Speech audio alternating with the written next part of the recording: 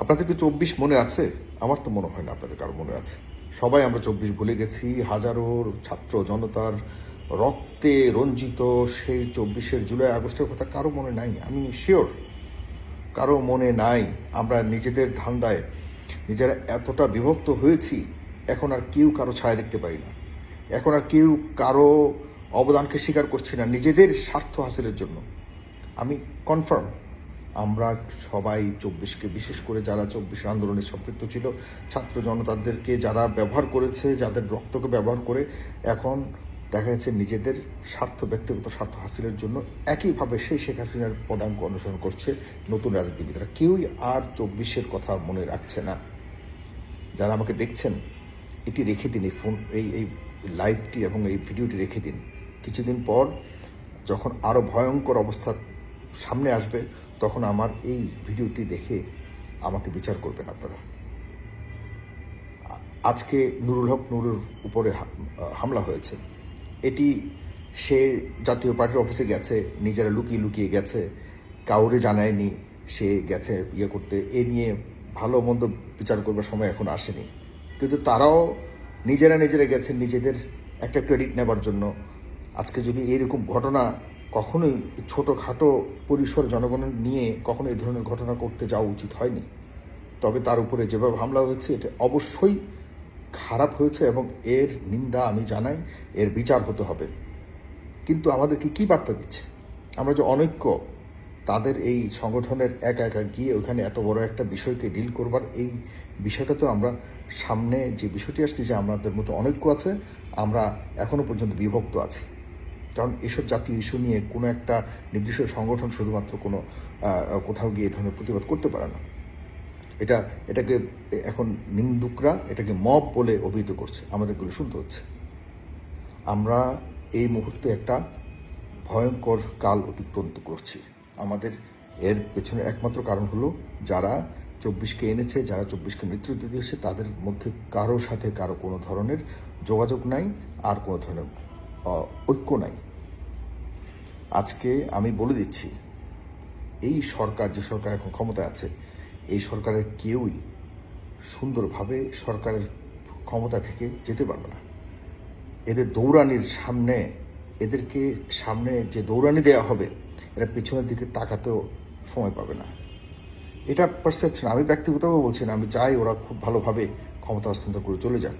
কিন্তু তাদের যে সামনে যে সময় অপেক্ষা করছে, কারণ এখন বিভিন্ন জায়গায় যেভাবে মব বলুন আর প্রতিবাদ বলুন, প্রতিরোধের নামে যে ধরনের অবস্থা তৈরি হচ্ছে, এগুলো নিয়ন্ত্রণ করবার যেমন তাদের সক্ষমতা নাই, এবং তাদের উপরে যে আসন্ন যে সম্ভাবনা আমরা দেখতে পাচ্ছি, যে কোনো ধরনের অনাকাঙ্ক্ষিত ঘটনা, সেটিও সামলাবার মতো তাদের কোনো ধরনের সুযোগ থাকবে না। এবং তাদের যে অস্তিত্ব, মানে আমরা এই সরকারের যে একটা অস্তিত্বকে নিয়ে গর্ববোধ করবার জন্য যে একটা সম্ভাবনা ছিল 24 পরবর্তীতে, সেটিও আর থাকছে না। কারণ তারা কেউ, দেখেন যে উপদেষ্টাগুলি এখন আছে, এই উপদেষ্টাগুলির কেউ কথা শুনে? আমি আপনার বুকে হাত দিয়ে বলতে পারবেন যে কোনো উপদেষ্টার কথা আপনারা মনের মধ্যে নিয়েছেন এবং সেই কথা অনুযায়ী চলছেন বা চলার মতো মানসিকতা আছে? আমার তো মনে হয় না। সুতরাং যেমন আসিফ নজরুল, সে কোথাও গেলে এখন মানুষ হাসে। যেমন ব্রিগেডিয়ার শাখাত হোসেন, সে কি ধরনের ভূমিকা রেখেছে আমি জানি না বিগত আমলে। এই লোকটাকে যখন টকশোতে ডাকতাম, হিসাব করে কথা বলতো, ব্যালেন্স করে কথা বলতো। তৎকালীন সময় দেখা শেষের দিকে তো সে হালদি ছেড়ে দিয়ে সে সম্পূর্ণ শেখ হাসিনার পন্থী হয়ে গেছিল। এই লোকটাকে গুরুত্বপূর্ণ মন্ত্রণালয় দিয়ে এখন সে কোনো রকম তার 9টা-5টা অফিস করতেছে, এই দেশের জন্য কিছু করছে বলে সে জীবনেও ভাবেনি যে তাকে উপদেষ্টা বানাবে, তাকে টেনে হিঁচড়ে এনে উপদেষ্টা বানিয়ে দিচ্ছে। কেন রে ভাই? আমি সেই বহু আগে থেকে বলছি, এই সরকারকে অবশ্যই কনভার্ট করে জাতীয় সরকারে নিতে হবে। আজকে যদি সবগুলো দলের সমন্বয়, সবগুলো দলের গুরুত্বপূর্ণ ব্যক্তিদের সমন্বয়ে যদি একটা জাতীয় সরকার হতো, যে কোনো সিদ্ধান্ত নিতে সবাই যখন ঐক্যবদ্ধভাবে একটা মতামতের মাধ্যমে যে কোনো ধরনের ব্যবস্থা নিত, এটাই একটা জাতীয় সনদ হয়ে যেত, এটাই একটা জাতীয় ঐক্যবদ্ধতার বহিঃপ্রকাশ ঘটত। কেউ কোনো ধরনের কথা বলবার কোনো সুযোগ ছিল বলেন? এখনো পর্যন্ত এই ধরনের কথা কে বলে না, কে বলবে? কারণ এখন যারা ক্ষমতায় আছে, এই বাটপাররা কোনোভাবেই এটা হতে দিবে না। এবং জাতীয় যে রাজনৈতিক দলগুলো এটা কেউ বুঝতে পারতেছে না। এদেরকে মূলা ঝুলায়া শুধুমাত্র বলা হচ্ছে যে আপনাদেরকে হাতে ক্ষমতা আমরা ছেড়ে দেবো এই সেই। একদম লিখে রাখুন, আমরা যে কারণে 24 ঘটিয়েছি এর কোনো ধরনের আমরা প্রতিফলন দেখতে পাবো না সামনের দিকে। এই দেশের মানুষের কপালে অনেক অনেক খারাপ আছে, অনেক খারাপ আছে। আমাদেরকে ছিন্ন বিচ্ছিন্ন করে দিচ্ছে, আমাদের মধ্যে কোনো ঐক্যবদ্ধতা নাই। সামনের দিকে ভয়ঙ্কর একটা সময় আসতেছে, এটা মাথায় রাখুন। আমি বারবার বলেছি আপনাদেরকে করতে দিবে না জাতীয় সরকার বা জাতীয় একটা ঐক্যমতের সরকার বলুন, যাই বলুন। আপনাদেরকে একসাথে হয়ে দেশ পরিচালনা করতে যে 24-এর পর একটা ঐক্যমতের ভিত্তিতে সরকারের অবয়বে রাষ্ট্রকে পরিচালনা করবার জন্য যে একটা ঐক্যমতের সরকার প্রয়োজন ছিল, সেটি করতে দিবে না এই সরকার। কারণ এই সরকার কোনোভাবেই চায় না আপনারা ঐক্যবদ্ধ হন। তারা চায় আপনারা বিশৃঙ্খল থাকুন, এই সুযোগে তারা যতদিন পর্যন্ত ক্ষমতায় থাকে। আমি আজকে নুরুল হক নূরের উপর যে হামলা হয়েছে, এটিও এই অনৈক্যের একটি বহিঃপ্রকাশ। আপনারা অনৈক্য হচ্ছেন, সে কারণে অন্যরা এসে এর ধরনের হামলা করে যাবে, আপনারা কেউই প্রতিশোধ বা প্রতিরোধ করতে পারবেন না। এখন যা দেখছেন শুধুমাত্র আজকে নূরের উপর হামলা হয়েছে, কালকে আরেকজনের উপর হামলা হবে, নিশ্চিত থাকুন।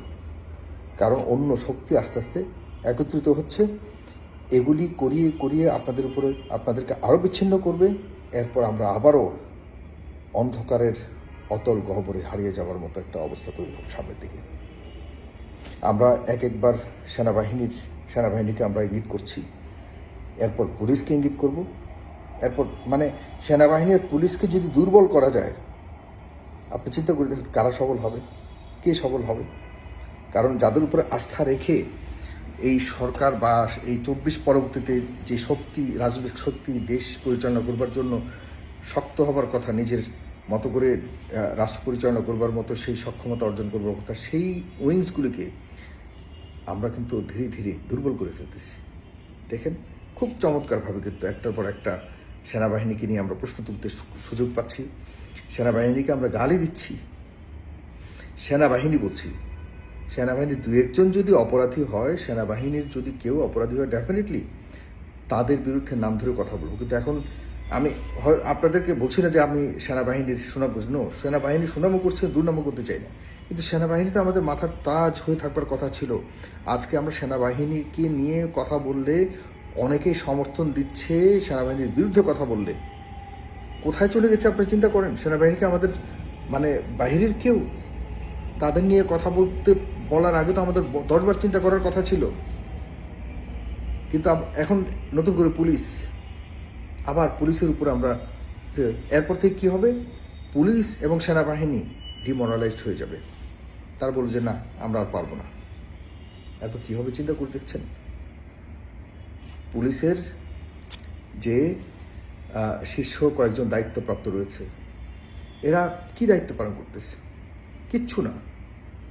এদেরকে খুঁজেও পাবেন না আপনি, এদেরকে কোনোভাবে খুঁজে পাবেন না। এরা পুলিশ কোথাও কাজ করছে না। আমি এ নিয়ে কথা বলবো, এসব নিয়ে আরও কথা বলবো। আপাতত এতটুকু রাখছি যে আমাদের জাতীয় মতের ঐক্যের যদি কোনো সরকার না হয়, সামনের দিকে নির্বাচন কোনোভাবে ভালো নির্বাচন হবে না।